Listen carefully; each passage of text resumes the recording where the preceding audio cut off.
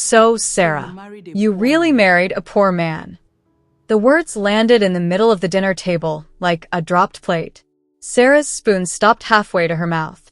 Across from her, Xiao Junfei, her husband, kept eating his soup, unhurried, like he hadn't heard anything worth pausing for. Sarah's mother, Patience, sat at the head of the table in her best church wrapper, looking around the apartment with the expression of a building inspector who had already failed the property before walking through the door. "Mummy, please," Sarah said. "I'm not insulting anybody. I'm asking a question." Patience gestured at the room with her fork. "Small flat. Furniture from where, IKEA? A man with no car worth mentioning. I am simply asking, is this the life you left Lagos for?" This had been going on for 11 days straight. Sarah's family members, Patience, Faith, and Grace had arrived in Beijing 11 days ago for what was supposed to be a 2-week visit, and in that time they had managed to insult Junfei's apartment, his car, his cooking, his haircut, his shoes, his small voice, his small ambitions, and on one particularly memorable Tuesday, his height, despite the fact that he was taller than every single man in the family, including Sarah's father. Junfei had absorbed all of it with the same expression he was currently wearing, calm, pleasant, entirely unbothered, like a man watching weather happen to someone else's house. Across the table, Sarah's older sister Faith was scrolling through her phone with one hand and eating with the other, occasionally looking up just long enough to add fuel. "Mummy, leave her. Maybe he's saving up." Faith glanced at Junfei, smiling the specific smile of someone who thinks she's being subtle. "You're saving up, right? For like, a better apartment? Or a car that doesn't sound like a blender when it starts like yours?" "The car runs fine," Junfei said, still eating. "It makes a noise. All cars make a noise. Not the noise yours makes. Yours sounds like it's asking God for help." Sarah's younger sister Grace, 22 and on her first trip outside Nigeria, was the only one not actively participating, mostly because she was busy taking photos of the food for her Instagram and hadn't picked a side yet. She looked up only long enough to ask, "Is there proper Wi-Fi here? My phone keeps buffering." "Passwords on the fridge," Junfei said. "Same one as yesterday." "Oh." Grace went back to her phone without further comment. At the far end of the table, Sarah's father, Emmanuel, retired civil engineer, soft-spoken, the only member of the family who had ever asked Junfei a real question that wasn't secretly an insult, cleared his throat gently. "The soup is very good," he said. "You made this yourself?" "I did, sir." "He cooks too," Patience said, in the tone of someone discovering a flaw rather than a virtue. "In my day, the wife cooked for the husband. Now the men are cooking and driving small cars and calling it progress." "It's actually quite good progress, Patience," Emmanuel said mildly. "I haven't cooked a meal in 31 years of marriage." "Nobody asked you, Emmanuel. She should have just married Toby." Patience responded. Emmanuel went back to his soup, satisfied he had at least tried. This was, by Junfei's count, the 4th time this week someone at this table had directly compared him unfavorably to a man named Toby who Faith had dated briefly in university and who now, apparently, owned 3 properties in Lekki. Junfei had never met Toby, but he felt he knew Toby extremely well at this point, the way you know a recurring villain in a television show you never asked to watch. It hadn't always been this way, and that was the part that kept Sarah quietly awake some nights, staring at the ceiling, trying to locate the exact moment things had shifted. 2 years earlier, before any of this, before her family had ever set foot in Beijing, Sarah had landed in China fresh off a marketing promotion, 28 years old and lonely in the specific way ambitious women get lonely in cities where they don't yet speak the language well enough to make real friends. A colleague had dragged her to a language exchange evening in a cramped cafe near Sanlitun. The kind of event where everyone wears a paper name tag and pretends the small talk doesn't feel like a job interview. Xiao Junfei had been sitting alone at a corner table, nursing tea. Clearly there, because someone had made him come. She'd approached him, actually, because he was the only person in the room not performing enthusiasm, and something about that had felt like relief after a long week of performing it herself. "You don't look like you want to be here," she'd said. "I don't," he'd said. "My friend insisted I needed to talk to people who aren't engineers." "Are you an engineer?" Something like that. That had been the whole truth and the whole lie in a single sentence, and she hadn't known it yet, and wouldn't know it for 2 more years. What she had known in the months that followed was that he listened in a way nobody had ever listened to her. He remembered the names of her coworkers after one mention. He remembered she didn't like cilantro 3 months after she'd said it once in passing. He laughed late, always 2 or 3 seconds behind everyone else, because he was the rare kind of person who actually thought about a joke before reacting to it instead of performing the reaction first. He drove a car that rattled slightly on the highway. He lived in an apartment with second-hand furniture he'd assembled himself, badly, with visible screws he never bothered hiding. He never once apologized for any of it, and she had found that unbothered quality magnetic. She had told Beezy, her best friend, over a video call that year, "I think I found someone who actually sees me." Beezy had said, "That's nice. Does he have money, though?" Sarah had laughed it off completely. She remembered laughing it off. She remembered meaning it. Their friendship grew into love, the rare kind of love where he sang and danced for her every night, and they ate together. And he made sure she lacked nothing. She was the love of his life, and she took care of his heart. She was having a much harder time remembering that feeling these days, sitting at her own dinner table while her mother dismantled her husband's character over soup he had made with his own hands. After dinner, after Patience had toured the apartment one final time, loudly noting every flaw on her way to the guest room, after Faith made one last comment about the elevator being too slow for normal civilized buildings, after Grace asked if they could maybe order a real car next time instead of taking the subway, Sarah closed the bedroom door and exhaled like she'd been holding her breath since they arrived 11 days ago. Junfei was already in the kitchen, clearing plates, exactly like every other night. "You don't have to do that," she said. "I'll get it. I don't mind." She watched him for a moment. Quiet, steady, moving through the kitchen without performance, without needing anyone to acknowledge the effort. It used to be the thing she loved most about him. Lately, it just felt like nothing was happening underneath it at all. "They don't mean it like that," she said, even though she had stopped believing that sentence sometime around day 4. "I know," Junfei said, not looking up from the dishes. "He always said that." 2 words. Completely calm. Completely unreadable. She used to find his calmness grounding, like standing next to something solid. Now she found herself wondering, somewhere she didn't like to look too closely, whether calm was just another word for nothing at all underneath. The next morning, Junfei left the apartment early, before anyone else was awake, in his 7-year-old Volkswagen, wearing the same plain gray jacket Faith had already commented on twice. Does he own a second jacket? Genuinely just asking, and drove to his actual office, the headquarters of Qingyun Technologies. 41 floors of glass overlooking downtown Beijing. A company whose name Sarah had never once heard him say out loud in 2 years of marriage. He sat at his desk for a long time before opening his laptop. There was a date sitting in the corner of his calendar that he had been avoiding looking at directly for almost 2 weeks now. Their second wedding anniversary. 11 days away. He had planned something for it. Quietly, the way he planned everything. A trip to Hangzhou, just the 2 of them, no family, no audience. He had decided, somewhere around the 18-month mark of his marriage, that their second anniversary was when he would finally tell her. All of it. The company. The holding structures. The reason he drove an old car and lived in a small apartment. He had wanted to give her 2 full years of being loved for nothing but himself before he handed her anything else to consider. Then Patience had called to say she and the girls were coming to visit, and something in Junfei had gone very still and very quiet, the way it always did right before he made an important decision. He had been married once before.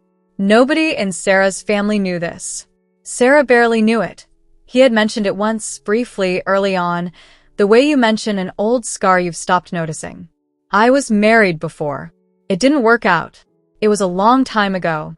He had not elaborated and she had not pushed, and that had been, at the time, a kindness he was grateful for. What he hadn't told her was that his first wife, Lin Wei, had been sweet and warm and easy to love right up until the year she found out exactly what he was worth. The shift hadn't been dramatic. It had been small and constant, The way water erodes stone, a new handbag here, a comment about his car there, a slow, patient campaign of don't you think it's time we lived like the people we actually are. By the time he understood what was happening, she had already spoken to a lawyer. The divorce had cost him a hotel chain in Sanya, an apartment complex in Chengdu, and 4 years of his life he didn't like to think about. Not because the money mattered. The money never mattered to him. That was the entire point. But because he had spent months loving a woman who, it turned out, had been loving a balance sheet the whole time and simply hadn't realized the two could be separated. So when Patience and Sarah's sisters arrived in Beijing 11 days before his second anniversary, looked around his apartment, and made her assessment of him within 4 minutes of walking through the door, something in Junfei recognized the shape of it immediately. Not the same words, not the same woman, but the same shape. He had learned, the expensive way, what it looked like when people started measuring you. He was not going to make the same mistake of waiting until the measuring was finished to notice it happening. So he postponed Hangzhou, quietly, without telling Sarah why, citing a work deadline that didn't exist. And he started watching instead.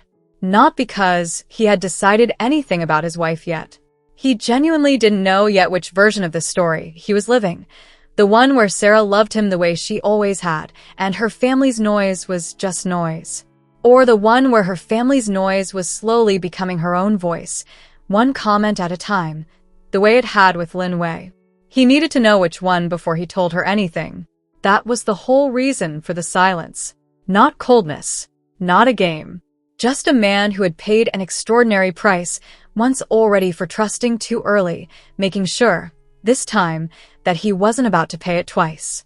If this story is hitting you in the chest already, hit that subscribe button and join the family. Thank you. That day, Sarah was crossing the lobby of a hotel in downtown Beijing, there for a marketing conference, badge already clipped to her blazer, when a voice she hadn't heard in 6 years stopped her cold. Sarah? Sarah Adewale.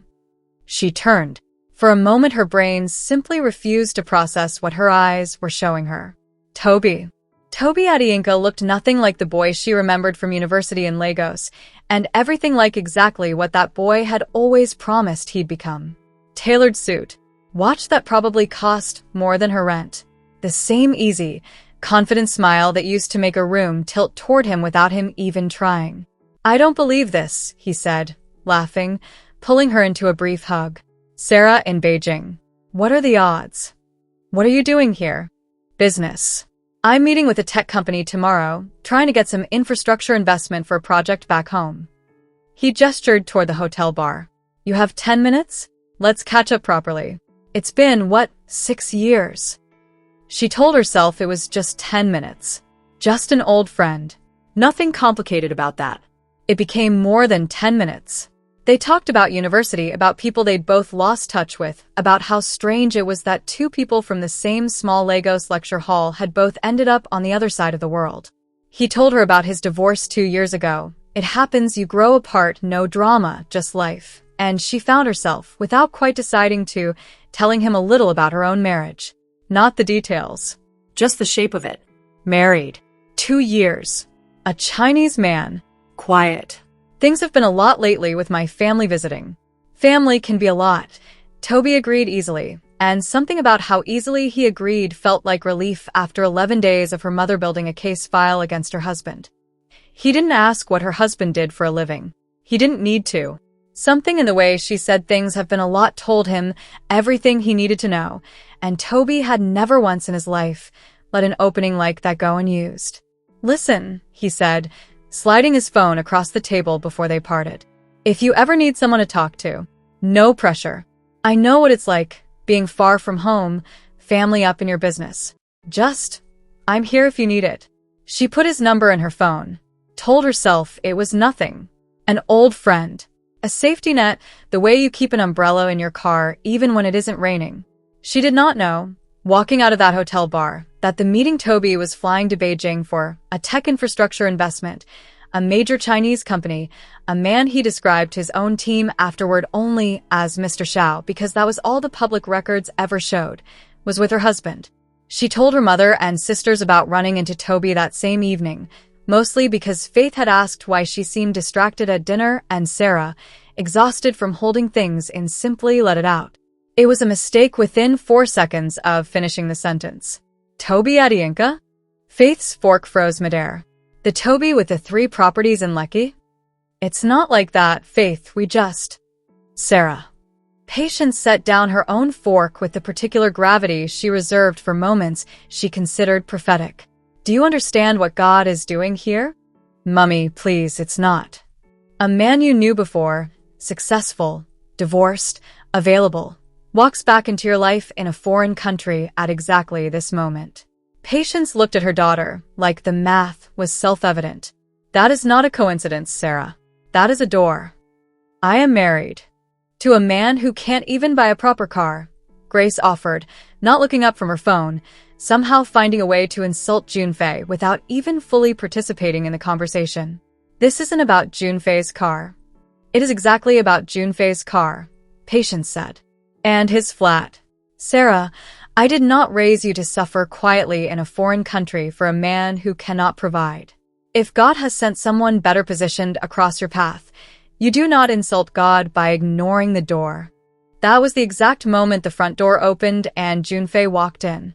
He had heard enough of it from the hallway, not every word, but enough of the shape of it, to know exactly what conversation he had walked into the middle of. His face didn't change.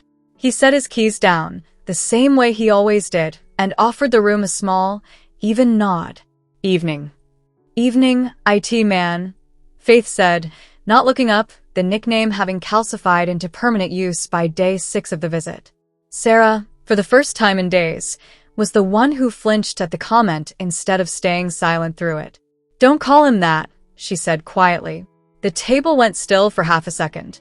Patience raised an eyebrow at her daughter, filing the reaction away for later. Junfei said nothing about it either way. He walked toward the bedroom, the same calm, unhurried pace he always carried, and Sarah found herself standing up and following him before she'd fully decided to. He was in the bedroom, jacket already off, sitting on the edge of the bed, when she came in and closed the door behind her. It wasn't anything, she said. What you heard. It's not what it sounds like. I didn't ask. I know you didn't ask. I'm telling you anyway. She sat down beside him, her voice lower now, the performance gone, just her. I ran into someone from university today. An old friend. We talked. That's it. I'm not cheating, Junfei. I would never. He looked at her for a long moment. The same calm, unreadable expression he wore through every dinner, every insult, every comparison to a man named Toby that he'd been hearing for weeks. He didn't tell her that the meeting on his calendar tomorrow afternoon, Adienka, Infrastructure Investment Proposal, 2 p.m., had a name on it that should have meant something to him by now and somehow still didn't, because he had never once heard her say Toby's full name out loud, only the comparisons, only the legend of him. I believe you, my love. He said simply. You don't have to just say that. I'm not just saying it. He reached over, brushed a strand of hair from her face, the gesture slow and certain in the way everything about him was slow and certain. I know who you are, Sarah. Days of your family, in this apartment, hasn't changed that for me. Something in her chest, tight for days straight, finally loosened. She kissed him first. He met her halfway, unhurried the way he always was, and for a while the apartment outside the bedroom door, her mother's voice, her sister's commentary, simply ceased to exist. He pulled her close, steady hands, the same quiet certainty he brought to everything, and she let herself remember, fully, completely, why she had chosen this man over every easier option 2 years ago. Later, much later, with her head on his chest and his hand moving slowly through her hair, he hummed something low and unfamiliar, an old song from his childhood, and pulled her up gently to sway with him in the dark. No music except his own voice, clumsy and sincere, and nothing like a performance. She laughed, the first real laugh in days following her family's arrival. You're a terrible dancer, she said. I know, he said. I never said I was good. I said I was yours. For one night, everything her family had built against him simply did not matter. Her phone buzzed at 11:47 p.m. She slid out from under Junfei's arm carefully, checked that he was asleep, and stepped into the hallway to answer it. Toby. Sorry, is it too late? His voice was easy, warm. I just landed back from a work thing, and I kept thinking about today. It was good seeing you. It was good seeing you too. Listen, I have something I want to show you. Tomorrow, if you're free. Nothing crazy. Just, there's a place I want your opinion on. You always had good taste. She hesitated. Toby, I don't know if. No pressure, he said easily, the same easy tone from the hotel bar. Just an old friend asking an old friend. I know you're married, Sarah. I'm not trying to complicate anything. I just don't have many people here I trust. She told herself that was reasonable. An old friend. Nothing complicated. Okay, she heard herself say. Tomorrow.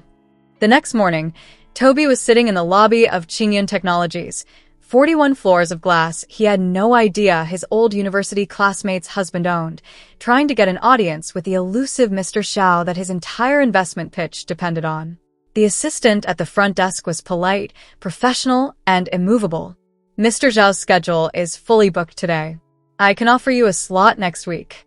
I flew here specifically for this meeting. I understand, sir. I'll note your interest and follow up. Toby waited 40 minutes in that lobby, checking his watch with increasing frequency, before finally giving up and leaving without ever once seeing the face of the man whose name was on his calendar. The same man currently, 20 minutes away, walking into a flower shop near his apartment to buy his wife flowers because he'd noticed, the night before, the way her shoulders had dropped half an inch the moment her family started talking. And he decided that today, regardless of what was happening with Toby's stalled meeting downtown, his wife deserved something soft.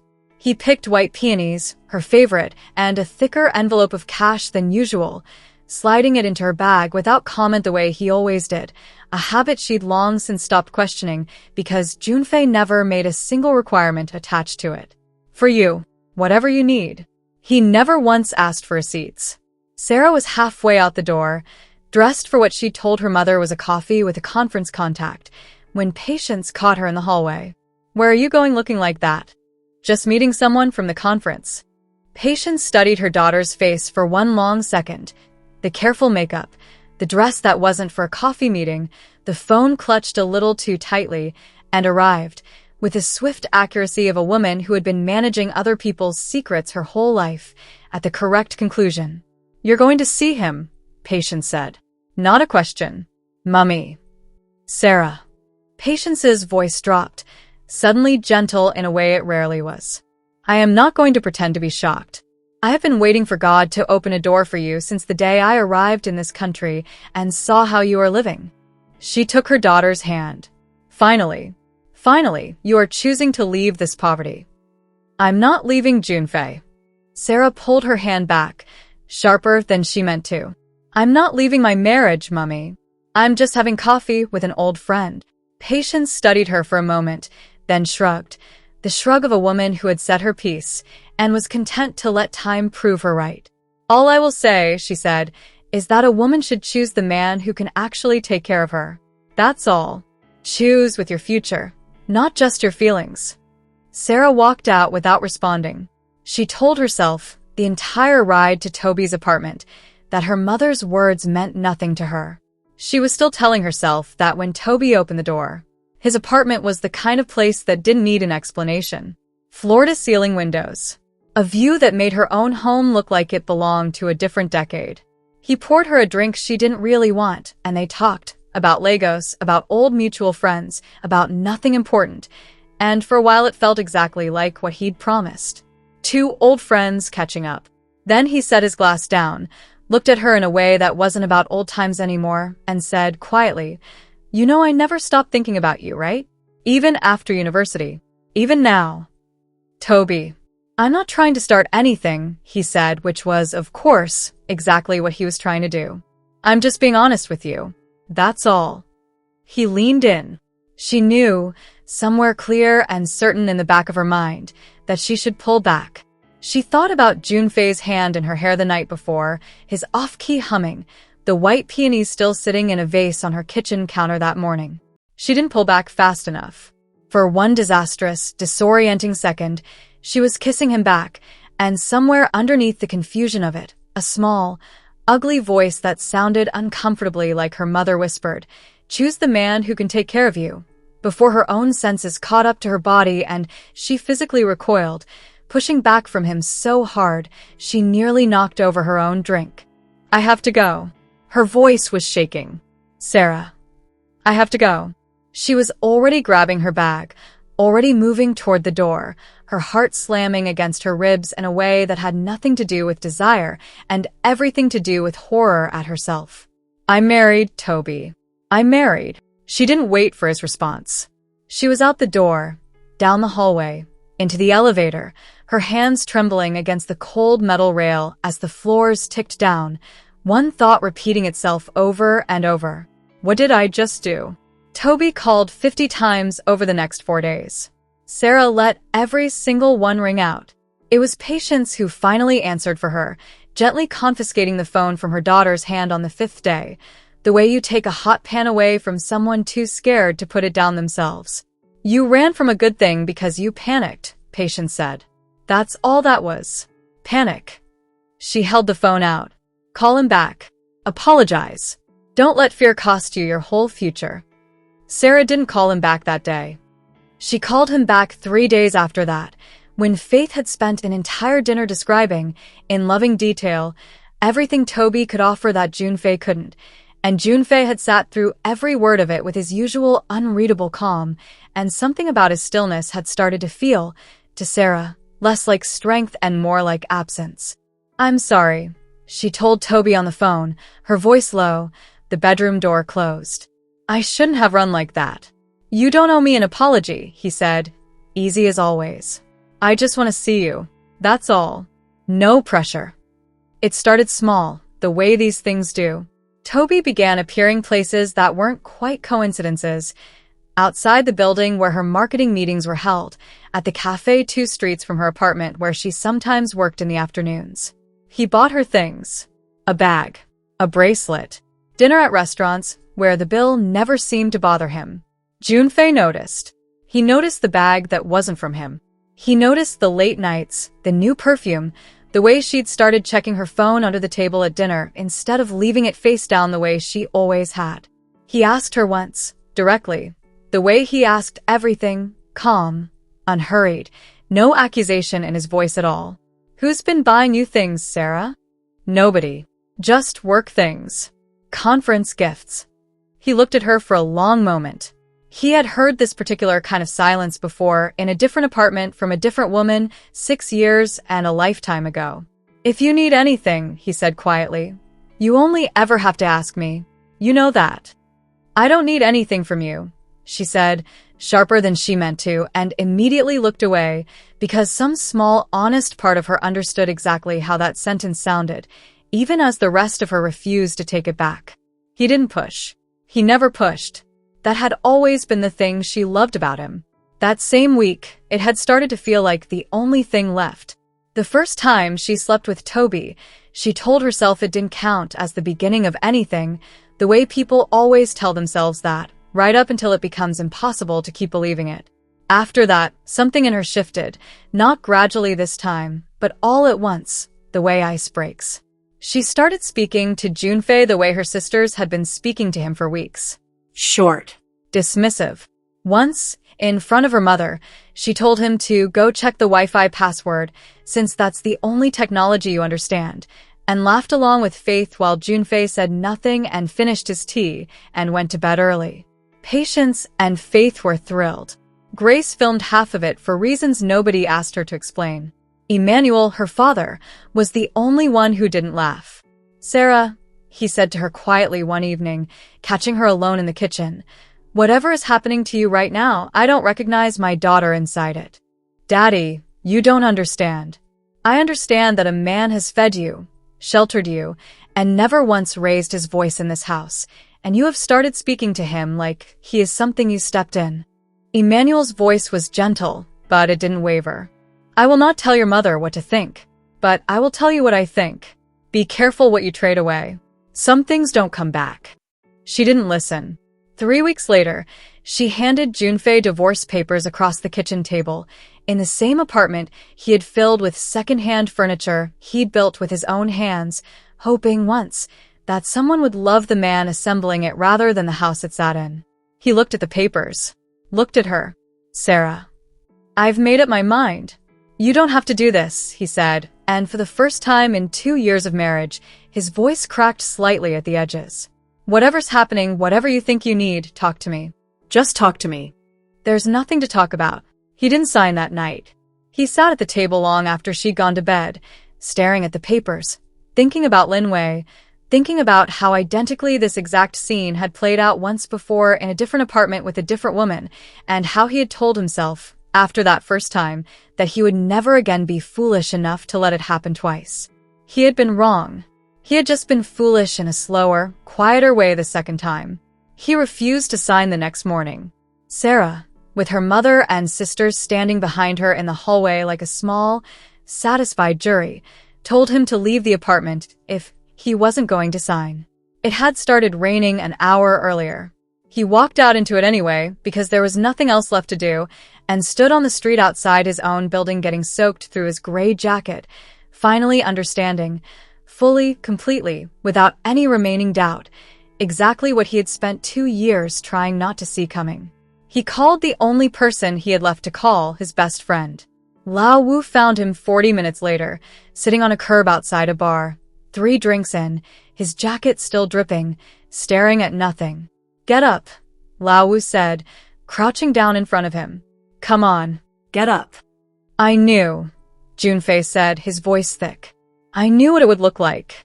I just hoped this time would be different. I know. I did everything right. I waited. I watched. I never gave her a reason. I know, brother." Lao Wu got an arm under him, hauled him up. "Some people don't need a reason. That's the part you can't fix by being careful." He took Junfei back to his own house, a quiet, modest place that looked exactly like the one Junfei had just walked out of, because they had built their philosophies side by side 2 years ago and never abandoned them, sat him on the sofa, made tea neither of them drank, and stayed up with him until the sun came up, saying nothing, because there are some nights where the only useful thing a friend can do is simply not leave. The next afternoon, against Lao Wu's advice, Junfei went back to the apartment to collect the rest of his things. He found Toby there. Sarah was in the kitchen, laughing, Toby's hand on her waist, kissing her in full view of the open door, while Patience clapped from the sofa like she was watching the final scene of a film she'd been rooting for the entire time. "Look who's come to surrender," Faith said, not even looking up from her phone. Junfei stood in the doorway for exactly 3 seconds, long enough to make sure what he was seeing was real. Then he walked past all of them without a word, into the bedroom, signed the papers Sarah had left on the dresser, and walked back out, setting them on the kitchen counter on his way to the door. "You're really doing this," Sarah said, some of the laughter gone from her face now. "Just like that. No fight." "I already fought," Junfei said quietly. "For all my life. You just weren't in the room for most of it." He left. Nobody in that apartment had any idea, watching him go, that the man walking out into the hallway in his old gray jacket was about to be standing in front of all of them again in 3 weeks on a stage, in front of 400 people, in a way none of them were prepared for. The Beijing Infrastructure Investment Gala was, by reputation, the single most important business event of the year in the capital, the kind of event where deals worth billions were quietly sealed over champagne, and where Toby Adeyinka had finally, after weeks of trying, secured an invitation through a junior contact. Believing this was finally his chance to land the meeting that had eluded him since his very first week in Beijing. He brought Sarah. He brought, by extension, her entire family, because Patience had insisted that a woman should be seen beside success, and an event like this was exactly the kind of place a family should be seen at. Sarah wore a dress Toby had bought her. Patience wore her best wrapper. Faith filmed the chandeliers for her followers. Grace complained that the Wi-Fi was slow even here. They were 3 glasses of champagne into the evening when the MC took the stage and the room quieted. "Ladies and gentlemen, please welcome the founder and chairman of Qingyun Technologies, the man behind this year's largest private infrastructure partnership, Mr. Xiao Junfei. Sarah's glass stopped halfway to her mouth. Across the room, Patience turned confused. Did they just say? Xiao Junfei walked onto that stage in a suit that fit like it had been made for exactly this moment, because it had, and for one full second the entire room held its breath the way Sarah's dinner table had held its breath 2 years' worth of insults ago, except this time the silence belonged entirely to him. He did not look for her in the crowd. He didn't need to. He could feel exactly where she was standing without turning his head, the way you can feel a draft from a door you know is open. "Thank you for having me," he said into the microphone, calm, even, the same voice that had absorbed every single insult at that house and never once raising in volume. "I'll keep this brief. Qingyun has spent the last decade building infrastructure most people never see, the kind of work that doesn't photograph well, doesn't make headlines, and doesn't impress anyone at a dinner table." He gave a small, humorless smile. "I've found that's usually the most important kind." A ripple of polite laughter from the room. Sarah did not laugh. She was holding the edge of her chair. "I won't take more of your evening," Junfei said. "Enjoy the night." He stepped off the stage and walked directly toward the exit, not toward any table, not toward anyone in that room, and Sarah, moving before she decided to move, the way she had once followed him into a bedroom without deciding to, pushed past her own mother and ran after him into the hallway outside the ballroom. Junfei. Junfei. He stopped, turned. "You own all of this," she said. Her voice was shaking. "You own that whole company, the building, everything. You let me believe." "I let you believe nothing," he said quietly. "I simply didn't correct what you and your family decided about me on your own. There's a difference." "Why didn't you tell me?" "I was going to," he said. "Our 2nd anniversary. I had a trip planned. Hangzhou. I was going to tell you everything." He paused. "I was married before, Sarah. Did I ever tell you that part properly? You said it didn't work out. She found out what I was worth and decided that's what she'd actually married. It took her 4 years to show me who she really was." His voice didn't shake, but something underneath it did. "When your mother walked into our apartment and looked around like she was appraising property to repossess, I recognized the shape of it immediately. I just didn't know yet if it would become your shape too." He looked at her. "I waited to find out. I'm sorry it cost us both the waiting." "I made a mistake," she said, the tears coming now, fast and real. "Junfei, please. I'll fix it. I'll leave him. You already left," Junfei said simply. "You left a long time before you handed me those papers." That was when Toby arrived in the hallway, slightly breathless, having pushed through the crowd the moment he understood exactly whose stage he'd just watched. He stopped a few feet away, processing. "Mr. Xiao," Toby said, recovering his composure with visible effort, extending a hand. "I've been trying to reach you for weeks. I think there's an incredible opportunity here for..." "You're Toby," Junfei said. Not a question. Something in Toby's face flickered. "I know exactly who you are," Junfei said. "I've known since you walked into my lobby and my assistant turned you away. I just didn't know, at the time, that you were also the man my wife had been disappearing to see."